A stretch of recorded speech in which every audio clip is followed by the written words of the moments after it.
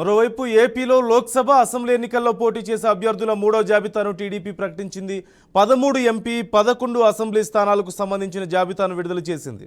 Assembly స్థానాల్లో పలాస గౌతు శిరీష, పాతపట్నం మామిడి గోవిందరావు, శ్రీకాకుళం గొండు శంకర్, శృంగవరపు కోట కోళ్ల లలితా కుమారి, కాకినాడ సిటీ వెంకటేశ్వరరావు, అలాగే అమలాపురం ఆనందరావు, పెనమలూరు బోడె ప్రసాద్, మైలవరం వసంత వెంకట కృష్ణప్రసాద్, నర్సరావుపేట చదలవాడ అరవింద్ బాబు, చీరాల మాలకొండయ్య, సర్వేపల్లి సోమిరెడ్డి పేర్లను ప్రకటించింది టీడీపీ.